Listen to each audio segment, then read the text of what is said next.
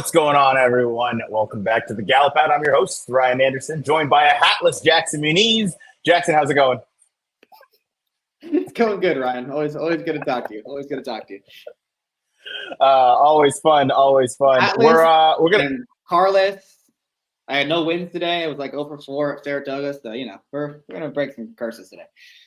There we go. We're gonna break out of the slump that Jackson appears to be in, but we're not going to do it alone. We are going to be with a guest who was just with us a couple weeks ago as we previewed another card. He's one of our favorite in the game. He's your race caller down at Ellis Park, also a very sharp handicapper. He's going to call all the races this weekend and all meet at Ellis Park. But we are going to be previewing Sunday's late pick 5 at Ellis, the late pick 5, including all 5 stakes and highlighted by the Ellis Park Derby. Our guest, of course, is Tony Calo. Tony, welcome back. All right, guys. Thanks for having me back. Anytime. You're always welcome out here. How's your day going? Are you excited for the meet? You guys just completed Kentucky Downs preview day. We were talking on the pre-show. Weather cooperated, which we obviously love to see. How's it going this week? Yeah, hopefully the weather looks pretty good. Right, it's good in Louisville. We're about 2 hours away at Ellis Park. I'll be driving up in Friday morning, but the weather looks good. The forecast looks great. So that's what we want. We've had some tough weather already this summer. So last weekend we had some beautiful weather and the racing was awesome. Some fantastic finishes, especially Sunday, really testing my ability as a race caller. And hopefully the fans were thrilled. I know I was thrilled calling the action. So Tony, do you commute back and forth like each racing day, or do you stay for the 3 or 4 days you run and then go back to? I'll basically drive in like the morning of the day, and then I'll leave the last day that we race. Normally we run Saturday through Monday, so drive in Saturday morning and then come home Monday night. Right. Gotcha. Sure. Busy weekends out there, and hopefully you're enjoying the summer. Hopefully weather continues to cooperate this weekend, although the late pick 5 has consisted of all dirt races, so thankfully we aren't going to have to worry about any possible off the turf scenarios. Hopefully, though, weather cooperates. We get fast track. We get firm turf courses because the undercard, the first 5 races of the day are also very good. I was looking through those, some extremely competitive maiden races, some good allowance races, and the 2-year-old debutante stakes as well, going 7 furlongs on dirt. So be sure to check out the Sunday card at Ellis. We'll obviously go over the late pick 5 here. But I love all the cards that you guys have. And as I understand it, we're going to have some bonus racing days as well with some prior kind of moving around to the schedule due to weather. Yeah, we'll be going Friday again this week. We went Friday last week, so we had back-to-back 4-day work weeks. We've been having some 10 race cards trying to make up for those 2 days we lost and the 4 races that were canceled on a Saturday. So, guys, I just want to thank you for bringing me back. A couple of weeks ago, I might be the only guy in the country who was able to give you sovereignty in the Jim Dandy, and that was worthy of getting me back in 2 weeks. So, way to go, guys. Yeah, I think it was my only winner. I think it was my only winner of the card I gave you guys. We all got beat up. Yeah, that was I also got beat up that day, but today's going to be different because today we're in your backyard. We're in the Pea Patch at Ellis Park. So without further ado, we'll dive on in. We'll go start in race number 6. It's going 7 furlongs. It's the 2-year-old for the juveniles. I was just hinting at the debutante stakes. This one's for the boys. 7 furlongs for the 2-year-olds. Picks are up on the screen for Jackson and myself. I went 6-1-5. Jackson went 6-5-1. Tony, we'll start the conversation with the 6. It's Comport, scratched out of the 2-year-old Saratoga special up in Saratoga, of course, for this spot for Sunday. Drew very well to the outside. This runner seems to be improving in his 2 starts, second to Romeo last time out. Is this a favorite that you're going to, use as a lean in any horizontals, or one that you might try and beat? It's hard to go against this one, huh, guys? His first 2 races have been pretty rock solid. As you mentioned, draws pretty conveniently. He's tactical enough to stay close. We were talking before we came on air, Ryan, how the main track has been really, really speed friendly. It's amazing. Even when you have 3 or 4 horses battling, it seems like whoever wins the battle ends up winning the war. So this horse is going to be on top of the action. It was a flip of the coin between the Asmussen duo, which one I was going to go with second and third. I'll probably go with Papa Ken just because I like horses who win at first asking. And maybe if Spice Runners engaged early with Comport, maybe Papa Ken's the one that could maybe upset it. But it's really hard to see Comport not getting to the winner's circle in this affair. Yeah, Comport with a couple strong starts. Jackson, anything to add as we say hello to Matt Miller from Saratoga? Hope all is well. Not much to add. He looks like a pretty strong favorite in here, drawn really favorably on the outside. He'll be able to dictate terms however the price shakes out. So he's the way the horse to beat in here, and no real knocks against him at all. Yeah, I agree. We'll go right to this one inside. Jackson, we'll stick with you for Spice Runner, the other of the Steve Asmussen duo, coming off a couple efforts last time out in the Bashford Manor at Churchill Downs. Yeah, look, I mean, this horse took just as much money as Comport did in that same race, and he was drawn on the rail, so he didn't necessarily get the best trip that he wanted. He kind of his hand was a little forced to go early on, and maybe the trip didn't work out. Now he's drawn more on the outside. I'm not so sure he's going to be able to turn the tables on Comport, but I do think he'll run a lot better than he did last time. I do like him for second. Me too. I ended up with Papa Ken as well as my second choice, who you have in third, Jackson. This is one that Tony mentioned, one on debut. Always like to see that. And on top of that, has worked really forwardly out of that effort, kind of hinting that maybe there's a little bit more in the chamber. I wonder after this weekend, I assume, again, Comport, very deserving favorite and going to be hard to get by. I would say even money is almost some good value on a runner like this who showed that kind of potential. But scratching out of the Saratoga Special, the winner of that race, I believe, got a 71 buyer. And obviously you were running against Obliteration and Ewing in there. So no way to anticipate how that race was going to be run.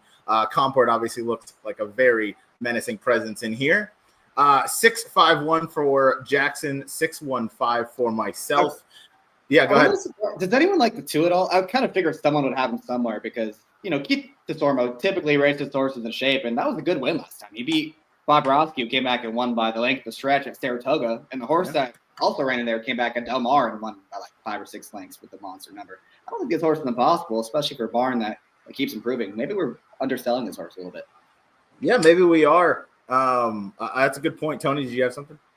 Yeah, I agree. That is a good point. And the one thing about him today is he's going to, or Saturday or Sunday, he's going to get a lot better spacing than he's had. He's had to come back on short rest in each of his career starts. So this is the best ideal spacing he's had since he's been racing in the afternoons. And, never underestimate these young horses who start figuring it out, and especially when you're getting value. So nice little sneaky little alternative pick here.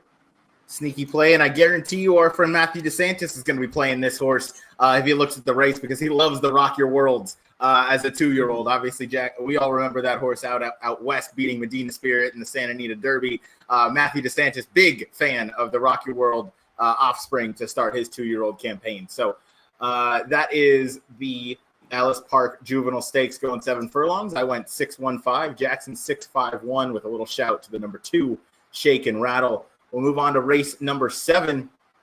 It's the I got to get the full name of this stakes because I've forgotten it.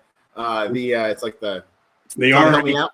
I think, what is it? The RA Cowboy, something of that nature. Yeah, that's for sure. That was one of the toughest parts last weekend, was having to just say the name of the race as the horses left the starting gate. It was like the Kentucky Downs Turf Preview, Mid Millions Mile. I was like, this is crazy. I was like, and then trying to say it again at the wire, I was like, oh man. Oh man. I got done on that card. I was like, all right, somebody give this guy a beer. Holy No doubt about that. It's the RA Cowboy Stakes is what we'll call it. RA does not stand for Ryan Anderson. It stands for something else. Picks are up on the screen. Jackson, you and I in lockstep once again as we begin this card. I am 527. You are 531. Lockstep in terms of our same top pick. Everything else is a little bit different. Some very familiar names in here. Leading the way is the number 5 Banishing. You get Sammy Camacho Jr. Reuniting with Banishing. Rode this horse back in the fall of last year. David Jacobson having a very strong 8 for 20 at the Ellis Park meet. Tony, I'll throw the question to you once again. Is this a favorite that you were going to lean on in the sequence, or one we might try and beat? As a lot of these runners are, very common foes that we've seen a lot of. I'm going to try to beat him. He's coming back a little quick for my liking, and he really was all out to try to catch Booth. And he's a nice racehorse. I think he stands out from the class standpoint. I'm never big on horses coming back as quick as he is. What's the date going to be on Sunday? He just raced on the. It'll be the 9th, I believe. He just raced on the 20th of July. Tested really fiercely, and. Obviously, he's the horse to be. I'm not going to leave him off my ticket, but boy, I'm certainly hoping I can beat him, and I'm going to try to beat him with the 3 horse. This is Husker. He's a horse I've always liked.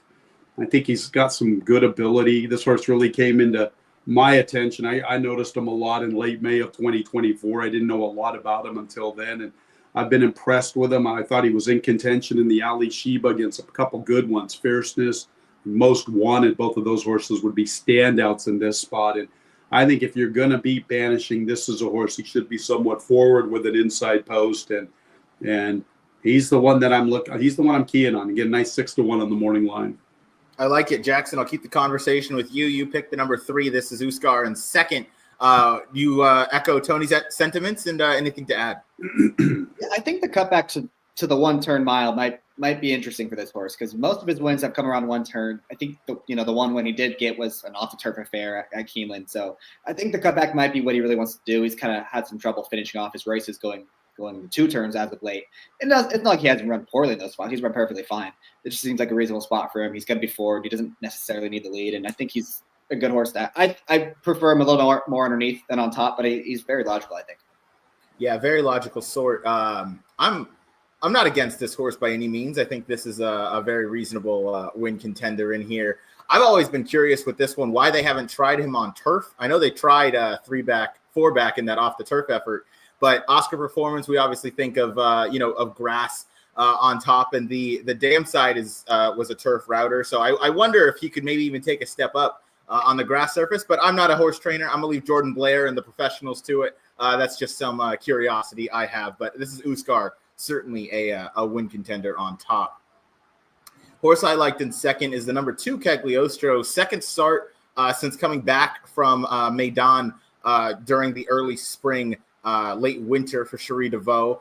Ran okay in the comeback rate in the race in the Hanshin Stakes, losing to Will Take It and losing to Banishing, Extra Anejo. A lot of horses that we've talked about previously on this show, Jackson. But I like the second off the ship angle, especially when you're coming from a place as far away as the United Arab Emirates, and that ship can kind of take it a bit out of a horse. So to see this one come second off the bench, obviously for a trainer like Cherie DeVoe, who doesn't race them to win, first out off of any sort of layoff, whether it's a first-time starter or just a layoff line. So Cagliostro, I think, could certainly take a little bit of a step forward. One I want to give it a nice shout to. I know 5-2 isn't anything crazy though. He's kind of low in there. No, isn't 5-2 low on that horse? It's been a long time since he's run a competitive number.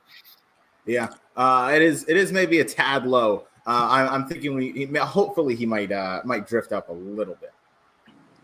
Yeah, I thought both he and Tumbarumba are kind of not quite as good as they were about this time last year. I remember when they both ran in the Hanshin in 2024, they were both going in very, very good form, and they both have not been able to kind of get back there as they're getting a little older.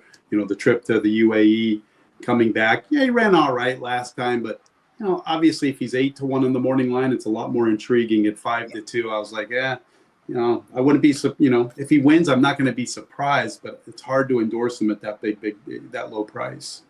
Yeah, I don't disagree with you there. Jackson, we'll go to you to talk about the one Tumbarumba, the other of the Wathman Racing entries in here. Obviously, they own Cagliostro as well. You picked Tumbarumba in third. Yeah, at least he feels like one that's going to be a bit of a better price. And it does seem like he could be rounding back into form. You see his fit numbers on both Beyer and Time Form are getting higher and higher and higher with his last 3 starts off the bench. And he definitely needs to take a step forward in here, because he got a pretty good trip in the Hanshin and was no match for Banishing, who did all the dirty work that day, and he was still a few lengths off of him. So he needs to take that step forward to be competitive. But he's got back races that fit. That he ran huge in Breeders' Cup. He was up on the pace the whole time and wide in that big field. He needs to take a step forward to be competitive. So I have him mostly underneath. I think Banishing should be tough. We didn't really talk about him too much, you and I, Ryan, but yeah. I mean, he's one of those favorites that he's tough to beat because, one, he's the fastest horse in the race, right, on all his numbers. He's got back numbers that make him he's going to win this race by open lengths. And his versatility is so dangerous. I mean, he can go to the front if he needs to. He can sit just out the pace. He can come from way out of it if they need to. And that versatility is it's often tough to beat horses like that when they can kind of do a little bit of everything. Yeah, I don't disagree with that point. I know he really kind of showed up and showed out at Oaklawn Park during the winter and the early spring there, where he posted 5 straight triple-digit buyers. And then he's since, I guess, cooled off a little bit, but he's still run really strong high 90s buyer speed figures in those races coming out of it. And you mentioned it. Yeah, he's just this ultra consistent type in terms of how he runs. His running style allows him to kind of work out that trip from any point on the racetrack. And you get a rider also who's familiar with him. So he's certainly going to be kind of tough to beat in this spot. Obviously, you try and beat favorites every time you can, but for you to also end up on banishing says a lot about this horse's just overall ability. Last one we'll probably talk about here is the number 7 3 Technique. I picked this one in third, just as taking a bit of a flyer. This runner's obviously going to be coming from well out of it. I like that he's stretching back out to a mile where some of his stronger efforts have come. I look back to the Ack Stakes over a track that he's very good at. He's great at Churchill Downs, but I like him going back out to a mile. He ran in this race last year. Didn't leave too much of an impression, but Saudi Crown went wire to wire in that event last year, if I remember correctly. He was pretty nice in his victory. Some others, Injunction, Happy American, ran on behind him. Neither of them show up in this spot, but this is one I thought maybe if they really, really heat things up, he could kind of round out those exotics, the tries, the supers, that sort of thing. I don't know that I would take him as a win contender. Probably going to be pretty skinny up top with the 5 banishing, maybe another like Cagliostro, but again, the 5 seems like another heavy-ish lean for me. Yeah, you'd have to think that horse is probably going to be 3 to 5 or lower, or 4 to 5 or lower. 3 to 5, I think, is probably the price you're going to see on banishing. That's for sure. Yep. We'll wrap up the RI Cowboy race, going a mile over the dirt track at Ellis, and we'll move on to race number 8. We may as well just call it the Ryan Anderson race. Ryan Anderson Cowboy. There we go. You have we may as well. Yeah. I guess so. You have the Jackson Muniz Memorial at Fairgrounds, and now I have the Ryan Anderson Cowboy race here at Ellis. Yeah. So there it is. But wrapping up race number 7, I went 5-2-7, Jackson 5-3-1, and Tony's top pick in there is the number 3. This is Uskar trying to upset the number 5. Banishing. It's the impression you guys are making in this game already. You haven't been in it that long, and they're already naming big stakes races after you two. Look at us go. There we go. Let's go, man. Look at us. Big things are happening, just like in the Ellis Park Derby, where Jackson, we are differing in opinions. I'm going 6-8-1. Jackson, you are going 7-4-8. We are going a mile. It's for the 3-year-olds. Tony, we'll start with you once again. How did you see this race? Well, I think Admiral Dennis is probably the horse to beat. I thought he was a nice horse early on in his career. I mean, he's done some pretty good things of late. His Bluegrass isn't that bad. He's 4th, only 3 lengths behind some pretty nice horses. Toyed with the group at Delaware. He was much the best in that spot. So I think he's the horse to beat. But I'm with Jackson. I'm going to go with Big Boat. I'm going to try to blow this thing up. I'm going 7-8-6. Big Boat's my horse. I thought he looked sensational winning on the 3rd of July. This racetrack has been so speed-friendly throughout the 2025 summer season. Him going to 1 mile, he's only going to be even more into the race earlier. He's the horse that I find very intriguing on this card, a big number. I thought he looked great winning at First Asking. Runs a good second to Sandman. I'm not the biggest Sandman fan, but I think he would be pretty tough to beat in this spot. And Big Boat for me, 10-1. Big Truz has shown me some good ability. I think he gets a little better spacing today than he did leading up to the Indiana Derby. It's not a bad effort against Patch Adams. So 7-8-6 for me in this affair, and a little bit of a look on the 3 Jimmy's Dailies. This horse had some ability early on in his career. Saw him work with Owen Almighty last year in 2024, leading up to his debut run. Got left at the gate, had all sorts of issues actually. Not sure if he got left at the gate, but he had issues in that debut run. I think this horse has ability. Maybe he'll be able to show it getting back to 1 turn also. So for me, it's going to be like 7-8-6-3 in this spot. I like it. Jackson, continue the conversation with the number 7 Big Boat, and feel free to touch on the number 8 Admiral Dennis as well, your morning line favorite. Yeah, I mean, I don't have a huge knock against Admiral Dennis. He makes plenty of sense. He's drawn well. There's plenty of pace for him. I'm not sure how good he really is. Like, is he really like 7-5 good against his field? Maybe. Like, I don't want to bet him on top at that price, but I do think he's definitely the horse to beat, and I respect him in here. As far as Big Boat, I don't know what happened 2 and 3 back. He was terrible 3 back, 2 back. He just got beat on the square by Baby Boat. And last time, that was a good field he beat that day. I mean, Mackenzie Street is from out here at Del Mar and did a lot of good things last summer. Fact is a good horse for William Walden. He blew the doors off those horses. It wasn't close. He smoked those guys 1 by 6. So hopefully that's the version we see of him on Sunday. On Sunday. And look, he's drawn out steady their speed. He can sit off if he needs to. There's things to like about this horse. And I think if we see that horse we saw from last time, I think he's right up there with anyone else in this field, and he's going to be a much better price than a lot of the horses that are also in this race. Yeah, you're certainly going to get the price on this runner. I respect that both you and Tony ended up on the 7 Big Boat as your top billing. He'll certainly be on my tickets, but on top for me is the number 6 Big Truz, who is morning line of 5-2, might drift up because I could see Admiral Dennis really getting hammered in this spot with some of those speed figures. But Jackson, I share your views and Tony's as well, that I think he's a favorite that you could try and beat in a spot like this. So I'm going to try with the number 6 Big Truz. Tyler Gaffalione aboard. Just the running lines of this horse make me want to take him in here. There's no Tip Top Thomas. There's no Cole Battles. Patch Adams, as Tony touched on, he ran pretty well to finish second behind him on the Derby last race on Derby Day in that optional claiming event. Ran right back in the Woody Stevens, finishing a good third behind Patch Adams again and Matticat Road. So this is one I definitely want to give one more chance to. I think the mile distance might bring him a little more into the race, even though he likes to come from a few lengths out of it. I think he'll be a little bit closer. Tyler has obviously been off to a rocket hot start ever since getting back from his injury over the spring. So he's been dominating Kentucky, and I would imagine he's going to stay down at Ellis until Kentucky Downs and take that momentum right into Kentucky Downs for their 8, 9, 10, 11 days of racing for $50 million or however much they have in purses now. So no, I think Big Truz is one that I want to give a look to. Hopefully he's grown up a little bit since that loss in the Indiana Derby. I think 1 turn, or in this case 1.5 turns, might be a little more to his liking. Yeah. Go ahead. No, I just don't know if he wants to go this far even too. I know he's cutting back. He definitely needs to cut back based on what we've seen in his last 3 starts. He feels like he might be a sprinter to me. This might be a little too far for my liking. Yeah, it certainly could be. We've seen Justify toss out some good sprinters, which seems funny to say, but you have horses like the one Cherie DeVoe runner is Skinner. Is it Skinner? Skinner.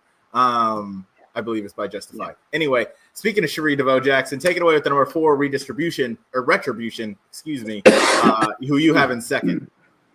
Yeah, I mean, his first 3 starts were good, right? You saw the progression. You saw what he did in start number 3, winning that stakes race on the Preakness undercard from off the pace. And then the Maxfield, I felt like it was just a weird race. Like no one really did anything in that spot. They all kind of just ran around the track. Bear Fire ended up winning that one. And some of the horses who come back have done well. I mean, obviously Smokin' Wicked is only 2 that has come back so far. But we saw what Smokin' Wicked came back to do at Saratoga. I mean, he ran off the screen that day. So maybe that number is a little bit better than it looks. I do think there was some disagreement there in that race between Fire and Time Warp. I think it was about a 10-point difference, if I remember correctly. So something to keep an eye on in there. Maybe you can upgrade that race just slightly because he is going to be a bit of a price in here. Obviously, he needs to take a step forward to be competitive. But I do think he's a little interesting. He's going to be the 3rd or 4th choice. And he's one I don't mind having on some tickets in there because his form prior to this last race is pretty good. Yeah, no doubt. And he's certainly worked really well coming out of that. And he might be able to take another step forward. And as I'm sure Tony would agree, the spacing is something that I like here. Getting about 5 weeks, going on 6 weeks in between races here might be to his benefit. Still only his 5th career start. Yeah, and he's another that might be a little closer coming out of sprints where a lot of these horses are cutting back from the 2 turns. Yeah. Without a doubt. Another runner I want to talk about is down on the rail. It is the number 1 Brodeur. Ethan West trains this one. Jaime Torres is on to ride. This is one I wanted to give a look to just because we've talked about how speed has been dominant out here at Ellis. He's going to break from the rail. He should be out in front early. And more important than that, Ethan West, the past 60 days is winning at 44% from about 30 starters. He's on an absolute tear right now. He's on a hot streak. So I don't know that I want to take him on the win end, although he will be on my horizontal tickets, just because maybe if he gets out on the lead and he gets a little bit brave and, we've talked about, again, how speed has been good over this dirt course, this meet. He's lost to some decent horses. Gunmetal's not bad. Owen Almighty's a good horse. Guns Loaded as well on the debut, as well as last time Smokin' Boy, Chasing Liberty. Those are mainly kind of turf horses. But certainly Brodeur I want to give a look to here. Just kind of get off and clear early and see how long you can take him around. Jaime Torres, no stranger to getting to the front. We've seen what he can do on a horse like Seize the Gray, winning a couple grade 1s on his back. So, no, I want to give this one a look, see if maybe he can take him far away, but he'll be one I use underneath in a lot of exotics as well. Yep, 20-1. Nice price, that's for sure. There's some question marks. He hasn't run since the middle of May. I don't really like his work tab, to be honest, Ryan. He only has 1 work on the 31st of May, and then you don't see him again for almost 2 months. few things I don't like. I do like the statistics you brought up about Ethan. How about the big effort for Chunk of Gold? What a great story that horse is, huh, guys? They pay like $2,500 for it. Yeah. It gives all the little guys in this business lots of hope that, hey, you know what, maybe I can get a nice horse, and connections are rock solid. I just would like to see a little better work tab coming into a race like this, and speed's good. They'll probably be out there winging, which is fine, because then Big Boat can sit a beautiful trip right outside of him, put him away, and then we get the big money, Jackson. Let's do it. Sign me up. There we go. No, you bring us some really fair. What's up, Tony? I meant to ask Tony before the last race. With these 1 mile races with like the 1.5 turns, do you notice like an advantage to being an inside post versus an outside post, or is it pretty fair overall? I haven't noticed much of that. It's just amazing me how the speed horses just continue to really, really stick around. It's like anytime I'm always looking for closers in my race calls, and this meet I just find myself going back waiting for somebody to make an impact, and nobody ever does. So haven't really picked up on any inside or outside in those 1 mile races. Maybe I'll try to dive into some statistics and see what we could come up with. I have I actually pulled it up right now, courtesy of the Formulator. So races go in the 1 mile on dirt. It's looking like we have 20 races with 5 runners or more. And it's been pretty split, obviously 1 through 5. No winners from 18 races out of the post position 6. But you have 3 winners out of 18 from post 7, 2 for 12 from post 8, 2 for 6 from post 9, and then 0 from 1 attempt in 11 and 12, and 0 for 3 from 10. So it is very spread out. There doesn't seem to be anything, dominating, and it would appear that post position 6 is maybe just a little bit unlucky right now, but I don't know that I would read too much into that. That's maybe a little similar to that Saratoga Wilson shoot number that was 0 for 73 until this past week from post position 8, until that finally got broken. It might just be one of those weird kind of gate stats that sometimes happen. So it does seem, Tony, that you weren't noticing any, crazy biases, because there really isn't one. It seems to be playing fair, but I think the advantage is still to get to the front and see how far you can take them along. I'm always on the edge of my seat when people ask me those questions, and I can't really give you a definitive whether I see inside or outside. And I'm like, these guys are going to show me that the rail's been winning like 80% of the time. Like, what's this guy watch when he calls races? We're not here to embarrass you, Tony. I can't tell. I can't recall. Then usually means it's good, right? It's fair. Split. Exactly. It would be obvious if you were seeing something. I was on a I won't say the name of the podcast, but I was on it still at Finger Lakes about 3-4 years ago. I don't know. And they were bringing up some race back at Bay Meadows in 2005, and they were questioning my memory, saying I was getting old because I couldn't remember it. I was like, are you kidding me? I was like, you know what? I mean, you're the kind of guys, that's the kind of guy I want to meet at the bar, drinking a bunch of tequila and just headbutt him, It's like... I love it. No, we weren't trying to test your memory. And, I know we believe. Oh, I know. We think you would know if you were calling a bunch of red, white, or blue saddle towels all the time, and posts 1 through 3 were doing something crazy. But that's excellent bar headbutting analogy. After this past week, if the stewards were to look into that, I'm saying no change. I'm saying no change. So I like it. We'll wrap up the. I went to Chico State. We did a lot of upside down margaritas and barber chairs back in my day, guys. There you go. Love it.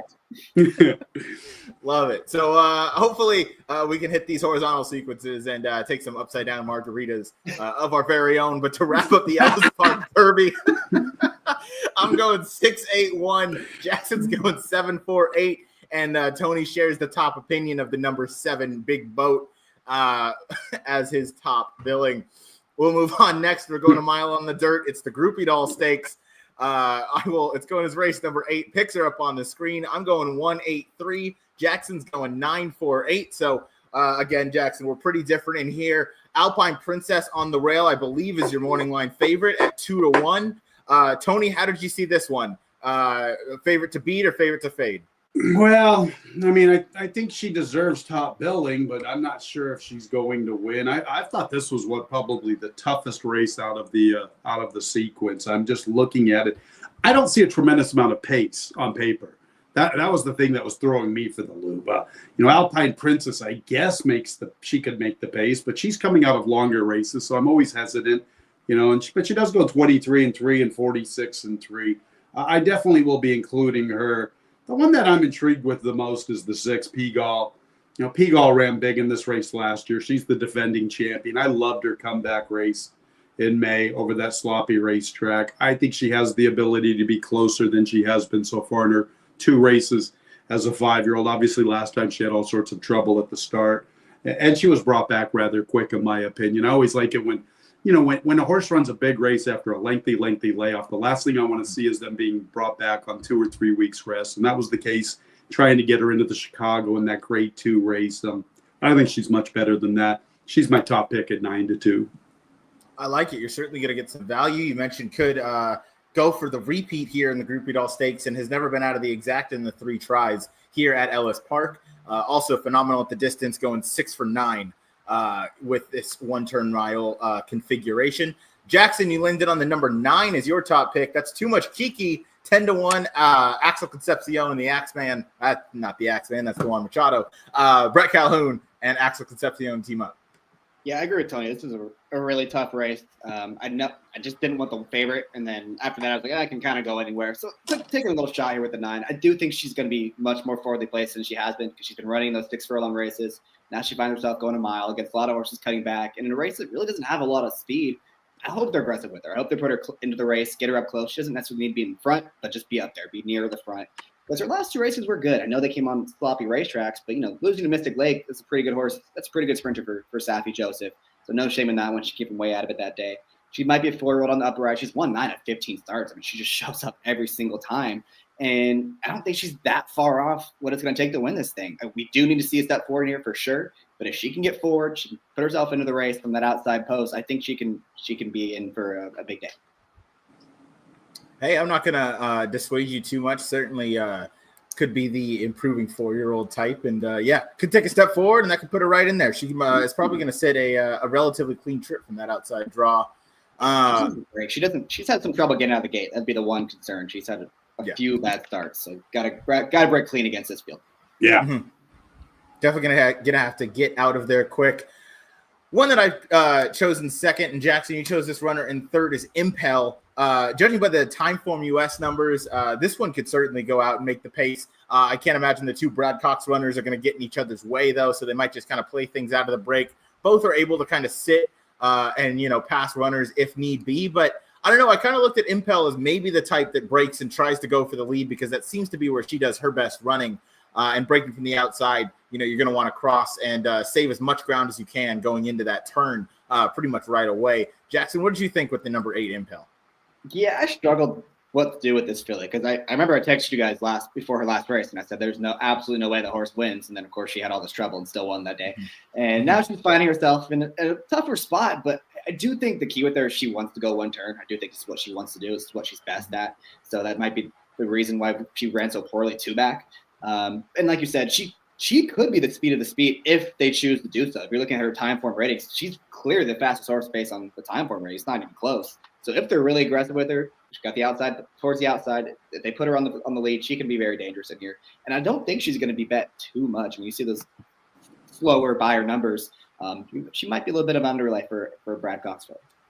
She could be. Brad Cox and Judmont, you might get a pretty square price on his go-to guy, Florent Giroux, in a spot like this. So one I thought deserved maybe a little bit of a look. Yeah, she had some good numbers as a 2-year-old. She quite, as a 3-year-old, I should say, she's not quite as quick so far this year. I do like that she's coming into this race on a positive note. I find her intriguing. I also didn't know really what to do with her. I probably will include her, but I didn't want to put her up top. Shout out to SPN, the mayor, breaking it, coming in here to join us here. Next one we'll go to, Jackson, is you. We'll stick with you. 20-1. It's Lemon Muffin. You want to eat this one in the winner circle. I was looking for anything in here. Like I like the 6 a little bit, Miguel. I like this 4 horse on the cutback. I mean, look at her 1-turn races. She's done nothing wrong in her 1-turn races. You look at the race 3 back on Derby Day. She won that race very, very easily. And then you have to go all the way back to last September when her last 1-turn race, and she closed into a crawling pace there to finish 3rd that day. So maybe that she just wants to run 1 turn. Obviously, she has had some trouble finding the winner's circle too often, only just 2 for 21 with a lot of slices. But this seems like one I think you would want to use underneath. She's another one that could be up there in the pace. It wouldn't shock me if she's somewhat forwardly placed in this paceless race. So I think she's a little interesting at a giant number. Yeah, you brought up a really nice point that her 1-turn races are much better. And this might be really where she kind of wants to succeed and where she does her best running. She kind of needs a bit of a pace to close into. But she might just get that. And you mentioned maybe she's going to be even a little bit closer to the pace in a race like this. It really feels like a jockey's race. I mean, this race could unfold a number of different ways, and nothing would surprise. This is this is a bit out on the wall, I guess. She's one of those runners I'd love to see, in that 1.125 at Colonial that's going 1 turn, or up at New Old Belmont Park, something like that, where they have that entire stretch that configuration almost might fit her. I think it's less about distance and more just her carrying that momentum all the way through, because she's a bit of a grinder, that type. But anyway, number 411 Muffin, 20-1. I'm not going to talk you off of that one. I picked the number 3 and 3rd. That's Harbor Springs, Greg Foley, Edgar Morales. This one I think is going to also benefit from the stretch out of the 2 furlongs, going 6 furlongs out to a mile. I think it's just going to bring her a little more into the race. And then I think it's going to, have her set up to not have to do so much work late in the races, where she's normally been so pace dependent. I'm optimistic that at the mile distance, she's going to get a little bit more of that setup, and she'll only be maybe a length or 2 behind when they turn for home. And she hasn't run terribly in her one effort here at Ellis going the 1-turn mile. It was 12 lengths back behind Home Game, who was in pretty sharp form at the time of that win. But one I want to give a chance to. I think those efforts 3 and 4 back certainly enthuse a little bit, given that she closed into some slow paces. I hope that she can maybe lay a little bit closer on Sunday. Yeah, I didn't know what to do with her myself. I looked at her, I'd really like to see her get into the race early. I think that would be the best chance for her to have a puncher's chance in this spot. Initially I was like, okay, cool, all those 6 furlong races. Now we're going to go 1 mile, but I'm just not sure. Even when she does go a mile, she doesn't seem to get into the race like I'd want. But she's a little fresh, hasn't run in about 6 weeks or so, a little more than 5.5 weeks. So maybe she'll be a little eager. Maybe. I'll remain optimistic on her. But obviously she's going to need to take a step forward off that last effort, because that last one was no good. So hopefully she gets a little bit more involved early and can see things out late. I picked her in Madison. Well, you remember that, right? You did. I loved her. I mean, she's 30-1, and then she ended up scratching, but her last 2 races have been a little rough. They have been. But no, I remember you picking her at 30-1. We had a nice little conversation about that. And I'm happy you. I'll get to that later. But to wrap up race number 9, I'm going 183. Jackson's going 948. And Tony, remind us, your top pick is the number 6, Pagal, looking to repeat in this effort. Yeah, Beagall's my number 1 pick. I'm going to say this, guys. I think Taxed is a good 1-turn type of horse. I remember when she won an allowance race last year at Churchill in May. I was like, cool, that's what I wanted to see from her. I loved her in the same race last year, and she kind of gave me the finger. So I've kind of backed off her a little bit. And but I tell you what, coming out of those longer races, this is a good distance for her. So I wouldn't be surprised if she runs a big one as well. Yeah, certainly. And, I guess to that point, we haven't really spoken on Tax. So we can stay on her maybe for another minute. She's lost in her last 2 races to Raging Sea and to Torpedo Anna. Those running lines certainly are very strong. Even before that, Benedetta was a very strong horse at the time sprinting. And then prior to that, Corningstone for Kenny McPeak was very good, going the 2-turn distance at Oaklawn. You have 2 Sharp. She's lost to some very real horses. And obviously they've thought pretty highly of Taxed her whole career. She's faced stakes company time in and time out. In fact, only 1 non-stakes try going back to May of last year.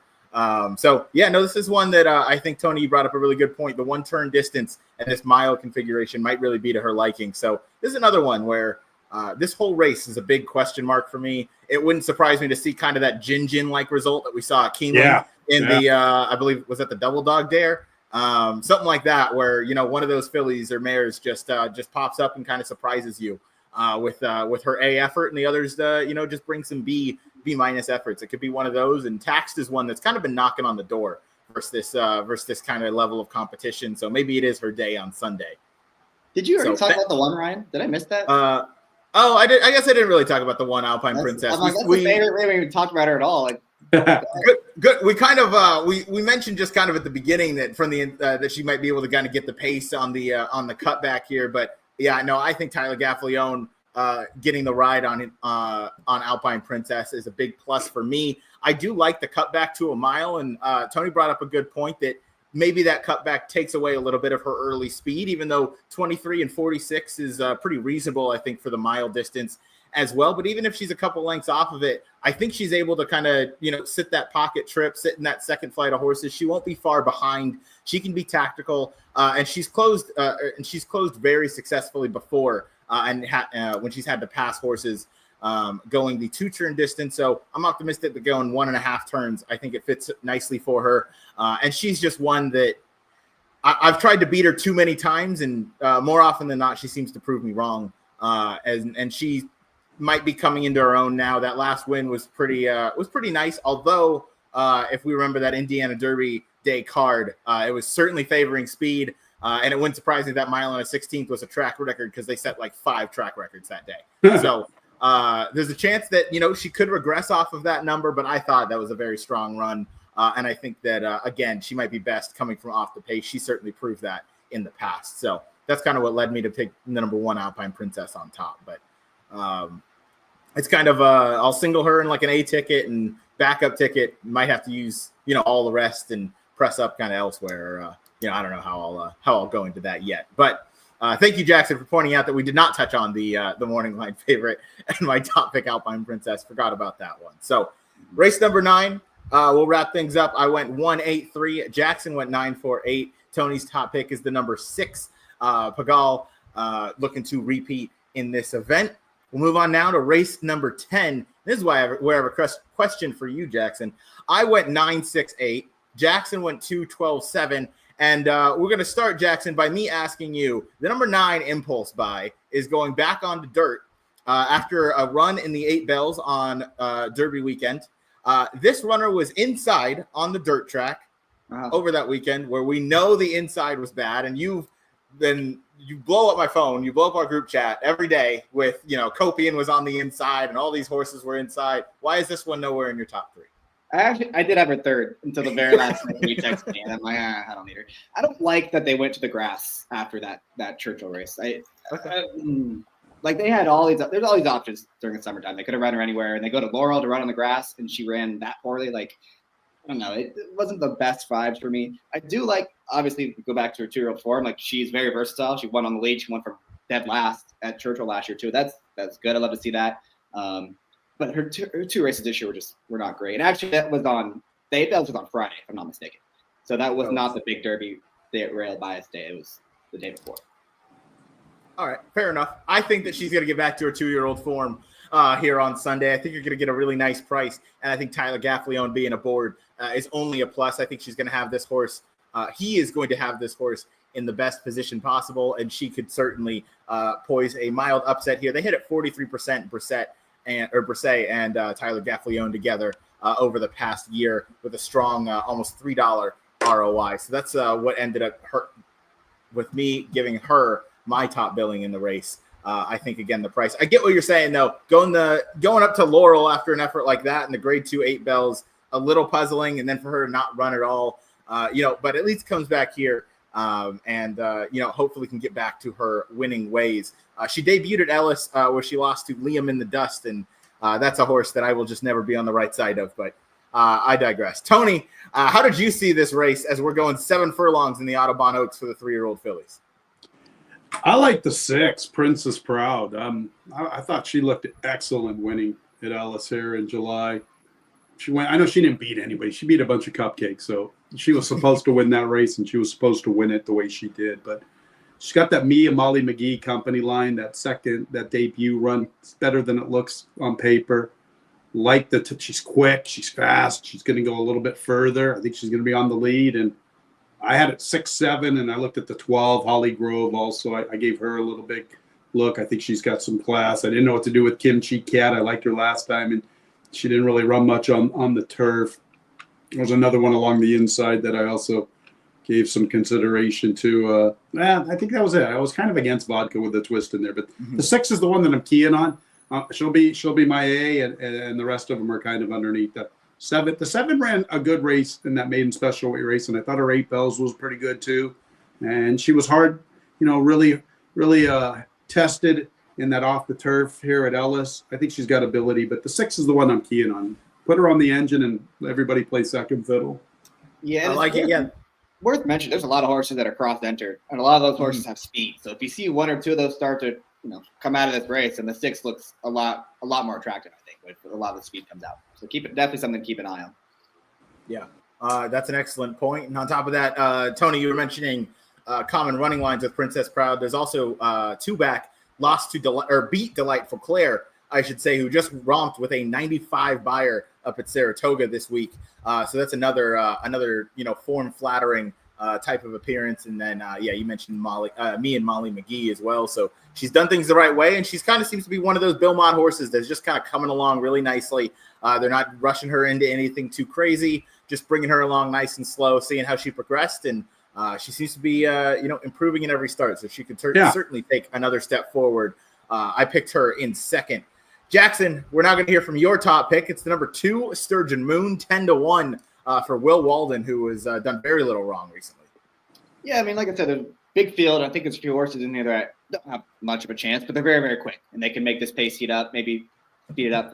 Some of the horses do have a good chance, and maybe it sets up her horse from way out of it. And I remember we were doing a show during that race last time, Ryan, where she was taking a lot of money. I think she was like 20-1 morning line, hadn't run in 6 or 7 months, and was taking a lot of money into the teeth of a couple good horses. Cleeklow is, I believe, running in Alabama in a couple of weeks.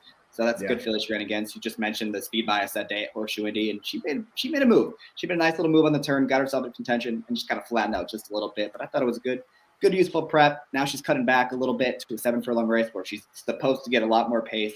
That can start off the bench. William Walden is just firing on all cylinders right now. I like this filly quite a bit, hoping this field stays intact and there's enough speed for it to set it up for a horse from off the pace.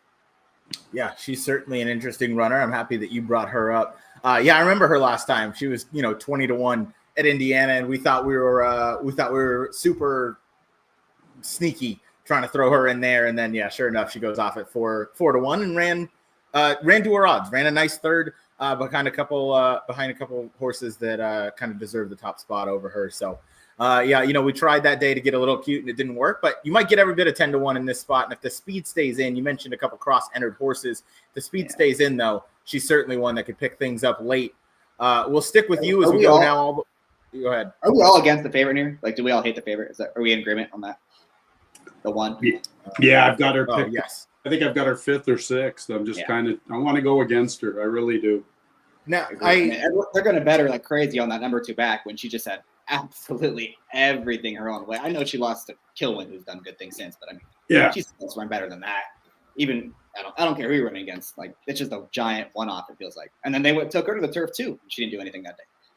Yeah, she is a little weird. I did think that I think she's a deserving favorite. I think that she always gets bet. So I think this morning line is spot on. But I'm with you guys. It almost looks like a kind of one number performance. Jackson, you said that you mentioned she had everything her own way that day at Churchill Downs, and even though Kilwin just came back to win very impressively up at Saratoga after going to her knees at the beginning, I didn't have her winning that way for sure. But Kilwin certainly showed some really nice grit and determination to run down Ragtime late for Bill Mott. But last time out, this was we were mentioning earlier, Jackson, you talked about how you didn't like the 9 because she went turf and then didn't run too well and now goes back to dirt. Vodka with a Twist is doing that exact same angle, and that's the reason I don't like her. But I do like the 9 because I think there's more upside, and I do like the price that I'll get on the 9 a little bit more. So, I think we're all completely against the rail horse here, Vodka with the Twist. She's also got the rail in a speed-loaded field.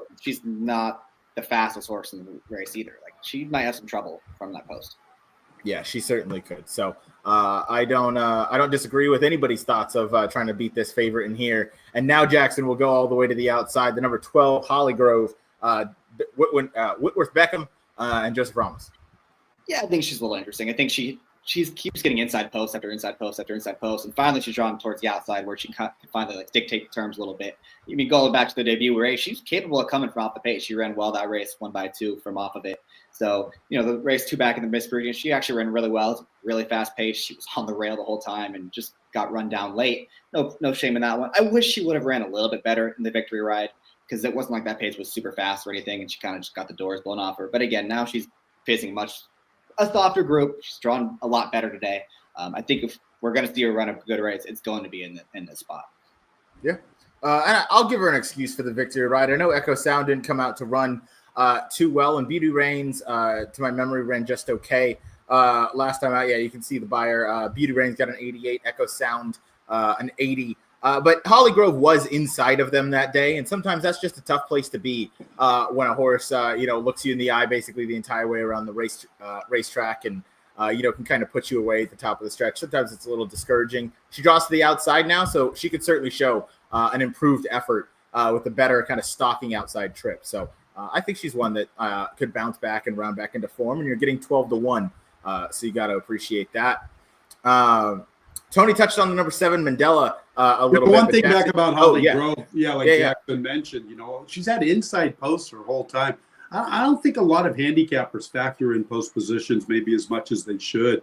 When you see horses continually drawing inside and then they get an outside post, it's probably good. So I always try to preach, look at post positions and especially like you said, Jackson, there seems to be quite a bit of speed in this race. She might be able to get a good surveying the scene trip way out there.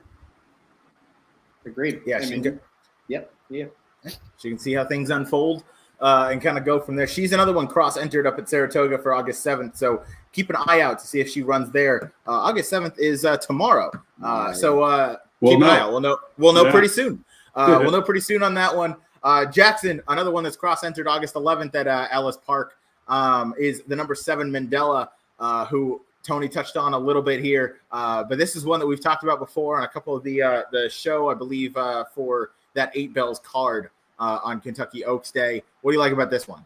Yeah, she's the obvious best closer in the race, right? I mean, she's done really nothing wrong. She ran great in the 8 Bells. She ran great in the race 2 back. She ran fine last time in the Observer Fair. That might have been a little too short for her. So if this race really falls apart, she's probably the favorite to come and get it all. But it's not like her numbers are a massive standout either. And I do think there's a good chance she comes down from the 4-1. She's a horse that always takes a lot of money. I mean, she was odds on last time, almost even money 3 back. In the 8 Bells, I think she was on the line and went off at 5. I mean, she's a horse that people gravitate towards. So I think she might be a little bit lower than that 4-1. But she's very obvious in here too. Yeah, I'm looking at the entries already for Monday. She's in race 2, entered in an allowance race, 5.5 furlongs on the turf in a field of 6.